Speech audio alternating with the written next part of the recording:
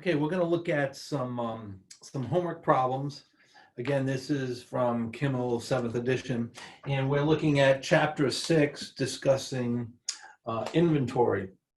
The first exercise I'd like to take a look at is exercise 6-2. Again, chapter 6, exercise 2. And this question is really more about what's to be included, what's to not be included in inventory based upon ownership. When did title transfer? So let's read through some of these. The first, let's read the problem. Farley Baines, an auditor for Knowles CPAs, is performing a review of Ryder Company's inventory account. Ryder did not have a good year, and top management is under pressure to boost reported income. According to its records, the inventory balance at the year end is $740,000. However, the following information was not considered when determining that amount. So as reported inventory, as reported, they're at $740,000. And I'm going to drop the zeros here to make it easy, okay? So now we're going to look at a whole series of items and determine whether we should make some adjustments to that inventory, okay? So they're starting at 740. So the first item they're looking at here, this is number 1, and they're saying included. So included in the company's count were goods with a cost of $228,000 that the company is holding on consignment.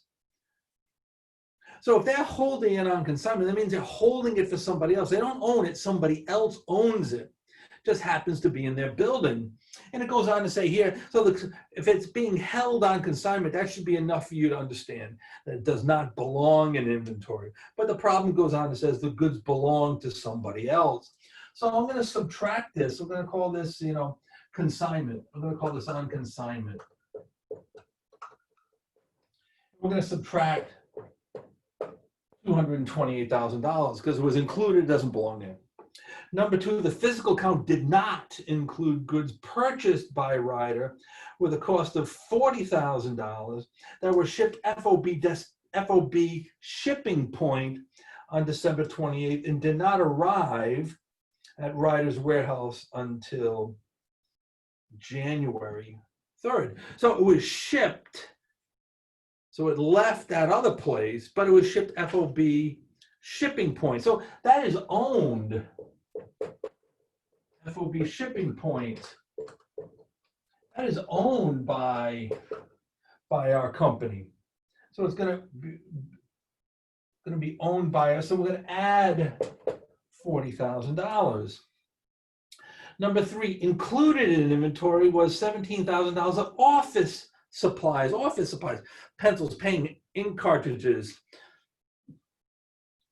office supplies that were stored in the warehouse and were to be used by the company's supervisors and managers during the upcoming year. So it was included in inventory, but they're office supplies. Supplies are a separate account. Inventory implies that it's stuff that they own, that they bought to sell. They're not going to sell these, they're going to use these. So these are supplies. And they do not belong in there. So we're going to take that $17,000 out. Number 4, the company received an order on December 29th that was boxed and was sitting on the loading dock awaiting pickup on December 31st. The shipper picked up the goods on January 1 and delivered them on January 6th. The shipping terms were FOB shipping point. The goods had a selling price of $40 and a cost of $29. So these were not included in inventory, but they belong there because they're still in the dock, has not been picked up yet. So we're going to add number 4. FOB shipping point, right? And sale, we're going to add that back in. Belongs in inventory at cost, not sales price. And lastly, number 5, included in the count was $50,000 of goods that were parts for a machine that the company no longer made. Given the high-tech nature of Ryder's product, it was unlikely that these obsolete parts had any other use. Management prefer to keep them on the books at cost since that is what we paid for them after all. So what did they say? They said they were obsolete, no longer of any use. So they're obsolete, they're not worth anything. Obsolete, zero value. They're recording them at cost, what they paid for it. I'm going to subtract that 50. So restated inventory. Restated inventory, add those up, 514. They wanted to record it at 740. It's only $514,000. Make the adjustment.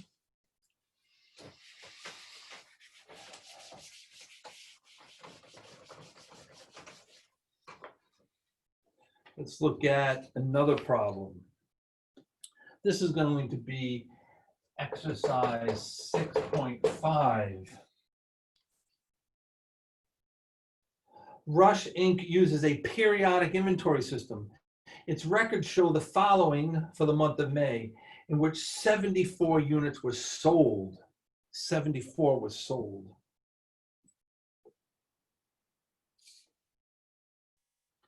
We've got beginning inventory, a bunch of purchases.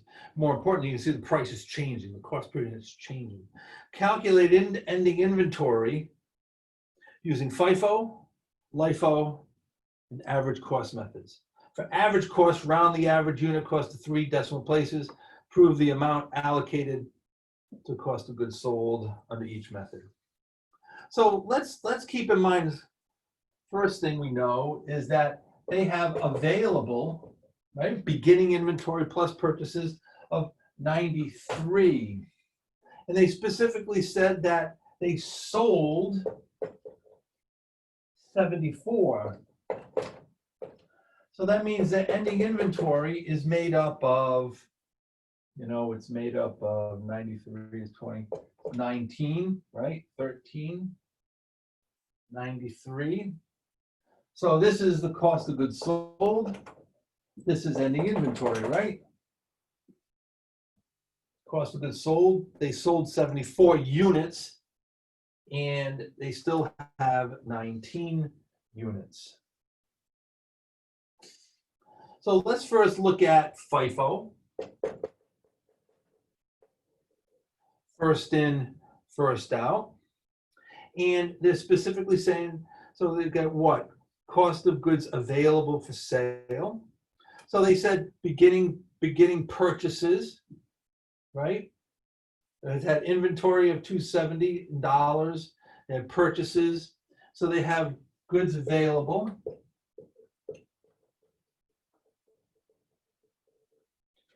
And the total cost there, goods available, was, I get the right number, $938.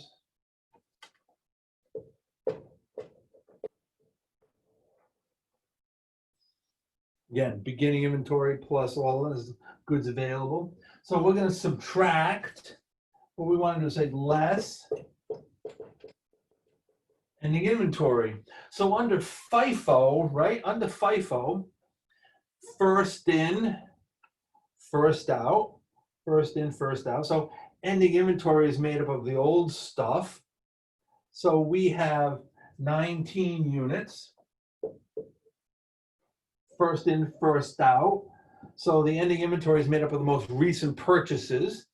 So we got 19 at $11 because that's the most recent purchase cost, $11. So that's going to be $209.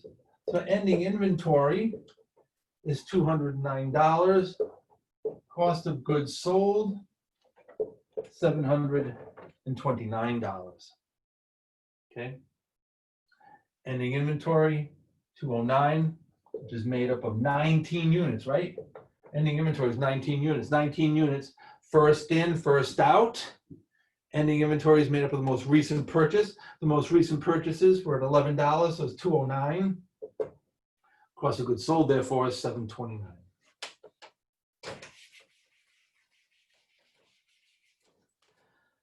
Second item, let's look at LIFO. Again, goods available. for sale, $938 less ending inventory. So under LIFO, it's what? Last in, first out. Still got to account for ending inventory, 19 units, that doesn't change. Times what, right? That's the question, right? Last in, first out. Ending inventory is made up of the most recent purchases. We look at the purchases. The beginning inventory May 1 is 30 units at $9. I only need 19 of them. I'm going to value them at $9 per unit. $9 per unit is $171. Cost of goods sold, $767. That's LIFO.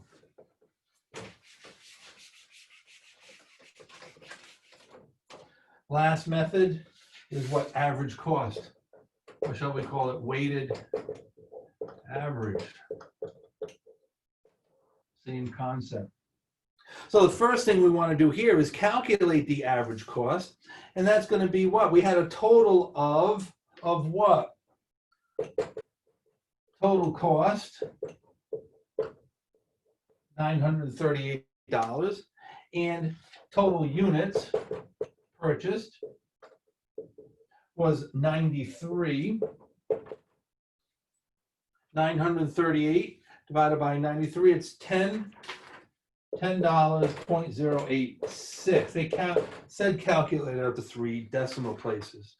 Okay, so what we're looking at here is what? The same format: goods available.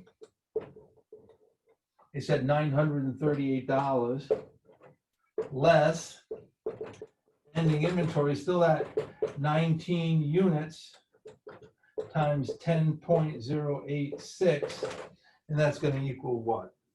That's going to equal $192.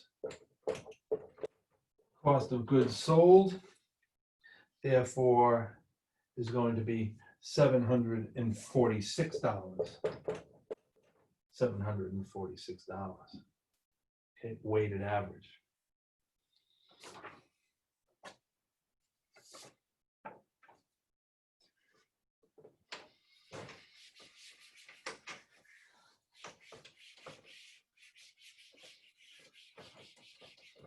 So let's continue with trying to calculate ending inventory, cost of goods sold, using the 3 different methods. Let's look at a problem. So if you can do the simple ones, like the exercise we just did, you should be able to do the more difficult ones. So this is going to be problem 6.8a. And let's read the problem. Bieber Inc. is a retailer operating in Calgary, Alberta. Bieber uses the perpetual inventory system that there are no credit transactions. Okay, you know what? We're going to skip this problem. I made a mistake. My apologies.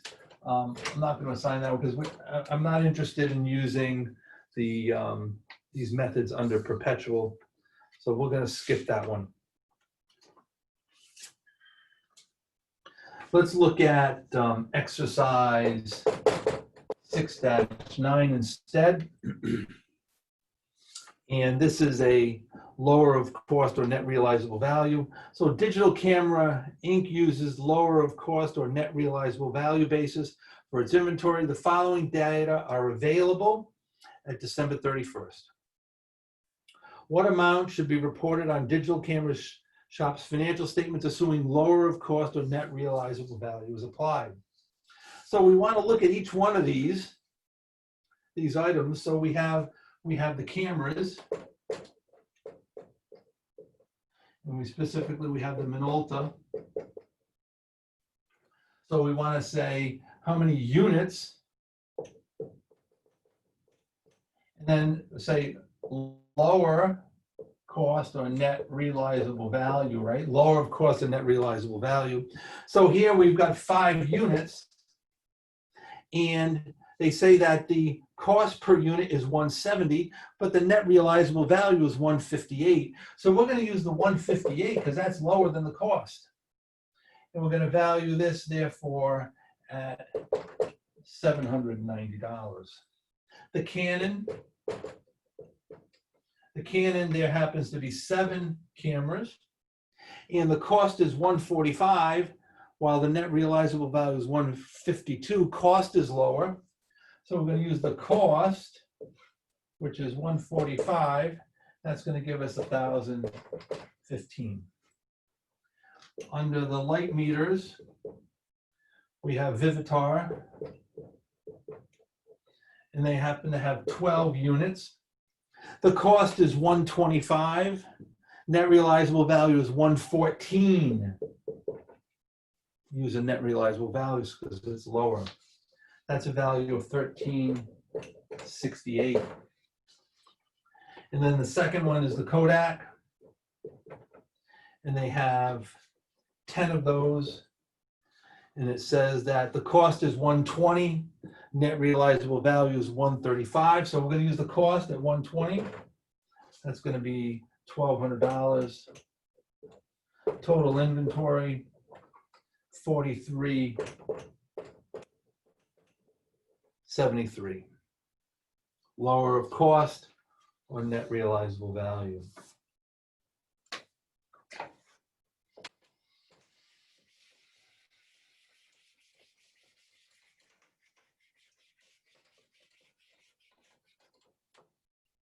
And the last problem we're going to take a look at is exercise 612.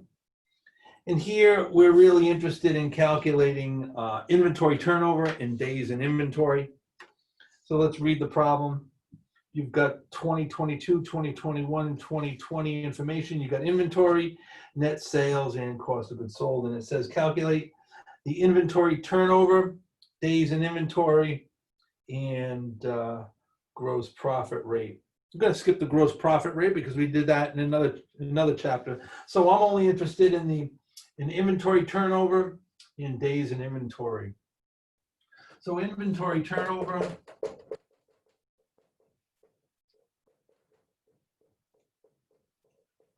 and you remember that formula. Inventory turnover is going to be the cost of goods sold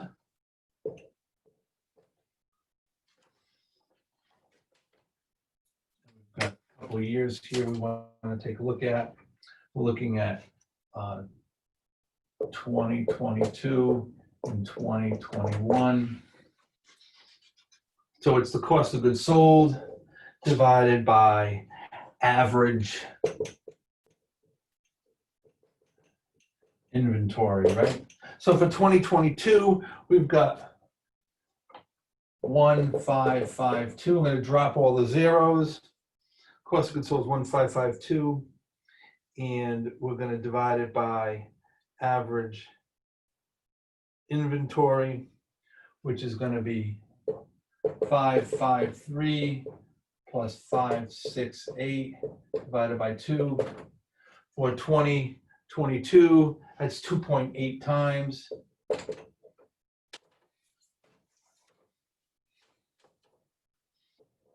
2022. And when we look at the days in inventory, and we remember what that formula is, it's going to be 365 divided by the inventory turnover, which is going to be 365 divided by 2.8, and that's going to give me a number of 130 days. It's 130 days for that inventory to turn over. If we look at 2021,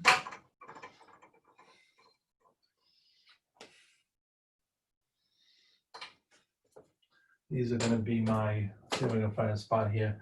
So inventory turn for 2021, we've got cost of goods sold at 1228 divided by average inventory. Again, those numbers are going to be 568 plus 332. This is divided by 2, right? Average. This is going to be 2.9.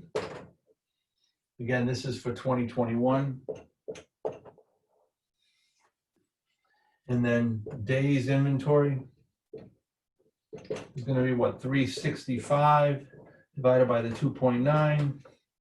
It's going to be 126 days. So in terms of looking at, are they doing better? Are they doing worse?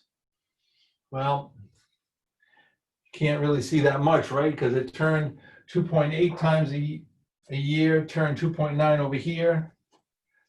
It was in 126 days. So they're getting slightly worse, right? Slightly worse, not a lot. Okay. It was an inventory for 126 days in 2021. 2022 was 130 days, 4 days more.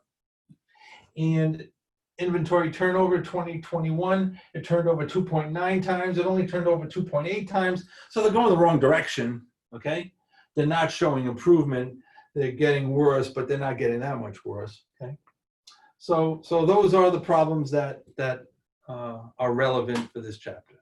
So good job. Talk to you later.